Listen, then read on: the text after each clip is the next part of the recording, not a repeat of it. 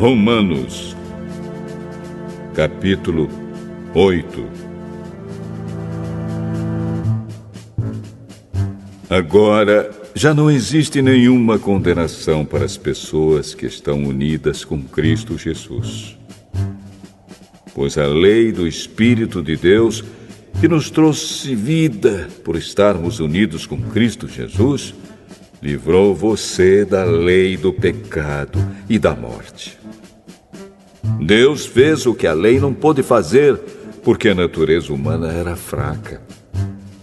Deus condenou o pecado na natureza humana, enviando o seu próprio Filho, que veio na forma da nossa natureza pecaminosa, a fim de acabar com o pecado.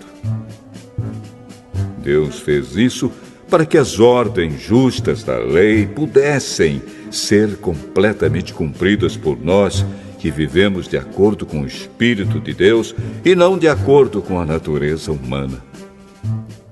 Porque as pessoas que vivem de acordo com a natureza humana têm a sua mente controlada por essa mesma natureza. Mas as que vivem de acordo com o Espírito de Deus têm a sua mente controlada pelo Espírito. As pessoas que têm a mente controlada pela natureza humana acabarão morrendo espiritualmente. Mas as que têm a mente controlada pelo Espírito de Deus terão a vida eterna e a paz. Por isso, as pessoas que têm a mente controlada pela natureza humana se tornam inimigas de Deus, pois não obedecem à lei de Deus e, de fato, não podem obedecer a ela. As pessoas que vivem de acordo com a sua natureza humana não podem agradar a Deus.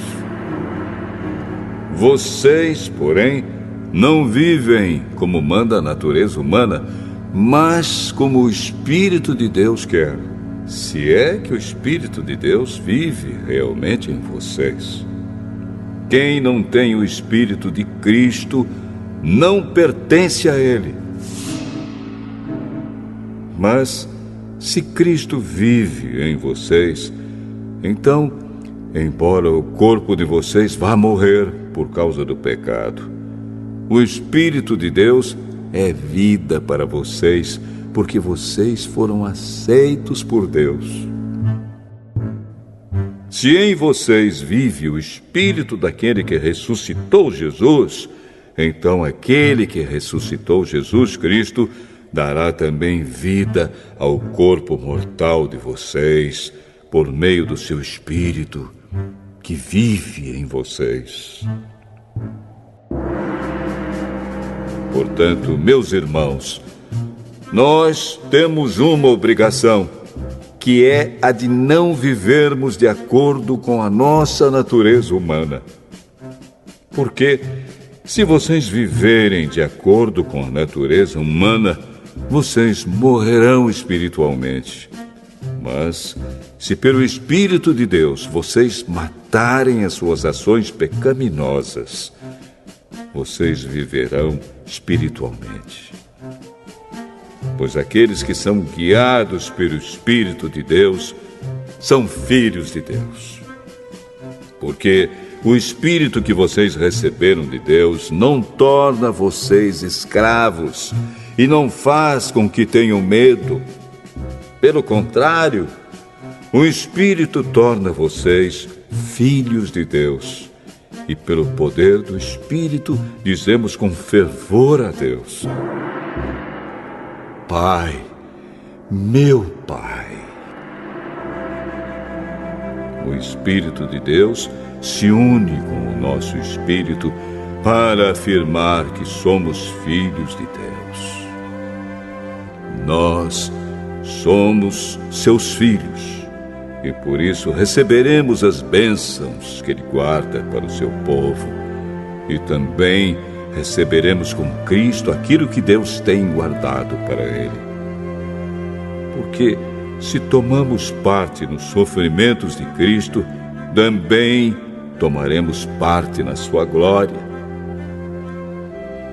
Eu penso que o que sofremos durante a nossa vida não pode ser comparado, de modo nenhum, com a glória que nos será revelada no futuro.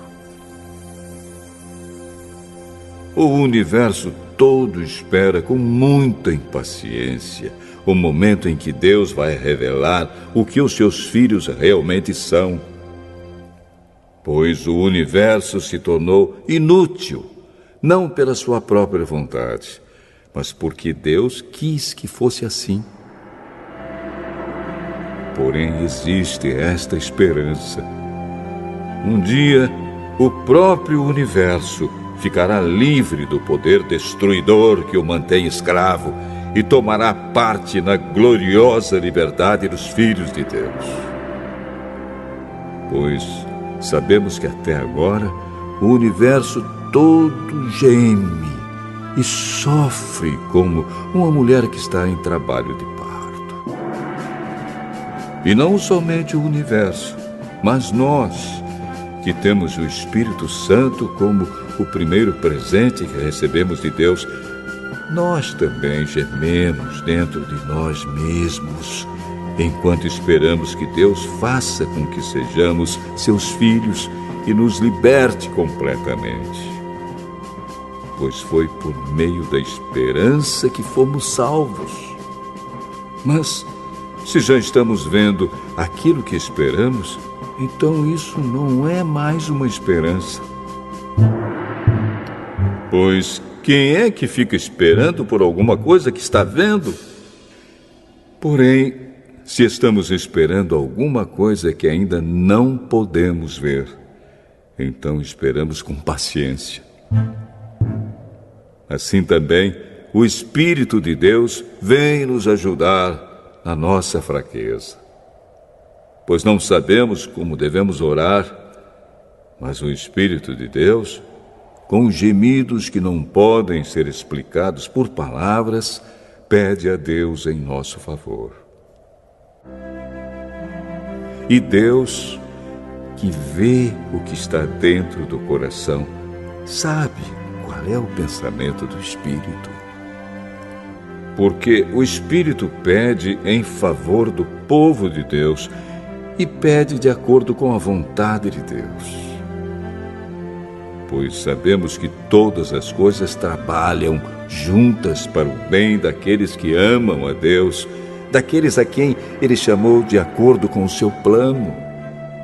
Porque aqueles que já tinham sido escolhidos por Deus, Ele também separou a fim de se tornarem parecidos com o seu Filho. Ele fez isso para que o Filho fosse o primeiro entre muitos irmãos. Assim Deus chamou os que havia separado. Não somente os chamou, mas também os aceitou. E não somente os aceitou, mas também repartiu a sua glória com eles. Diante de tudo isso, o que mais podemos dizer? Se Deus está do nosso lado, quem poderá nos vencer? Ninguém! Porque Ele nem mesmo deixou de entregar o próprio Filho, mas o ofereceu por todos nós. Se Ele nos deu o seu Filho, será que não nos dará também todas as coisas? Quem acusará aqueles que Deus escolheu? Ninguém! Porque o próprio Deus declara que eles não são culpados.